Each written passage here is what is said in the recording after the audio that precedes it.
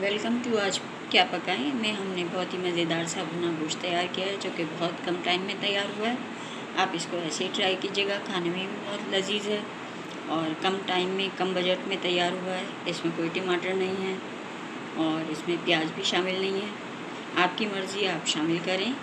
और हमने गोश्त को पहले से बॉयल किया था जैसे कि आपने देखा, और मैंने उबालते वक्त उसमें नमक शामिल किया था और मुझे ठीक लगा तो मैंने दोबारा नहीं डाला इसमें। और आपकी मर्ज़ी, आपके टेस्ट के ऊपर है, आपको नमक पहले डालना है तो डालें, नहीं तो आप बीच में साथ ही में डालें ताकि आपको अंदाज़ा हो जाए।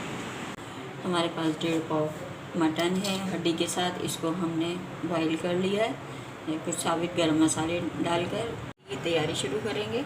इसके बाद 1/2 कप ऑयल डालूँगी।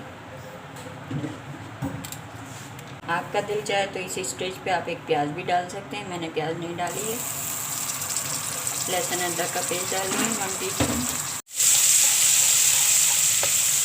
अब साथ ही लहसुन अदरक की भुनाई हो गई है, इसमें हम पेस्ट शामिल कर दें। और ये बनाना बहुत ही आसान है क्योंकि हमने अब इसमें हम बाकी के मसाले शामिल करेंगे। टमाटर हमें शामिल नहीं करना है क्योंकि बहुत महंगे हैं। हम 3 से 4 खाने के चम्मच दही से काम चला लेंगे। 1/2 टीस्पून से कम हल्दी है, 1 टीस्पून कुटी मिर्च है, 1 खाने का चम्मच हमने कुटा हुआ धनिया और कुटा हुआ ज़ीरा लिया है, वो शामिल कर देंगे। इससे बहुत अच्छी खुशबू आएगी। मसालों को मिक्स कर लेंगे अच्छे से। 1/2 टीस्पून हम इसमें पिसा हुआ गरम मसाला शामिल करेंगे, मिक्स करेंगे। इसको भी इस्तेमाल में लेंगे। मसाला हमने सब डाल दिया। कलर के लिए हम इसमें 1/2 टीस्पून कश्मीरी लाल मिर्च भी शामिल करेंगे, जायका भी अच्छा होगा, कलर भी अच्छा हो जाएगा। मसाला अच्छे से भुन गया।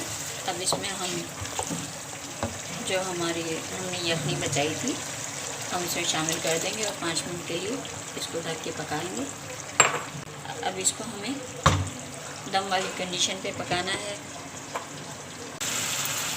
चीनी खुली नज़र आ रही है। अदरक शामिल करेंगे, थोड़ी सी हरी मिर्च फ्लेवर के लिए,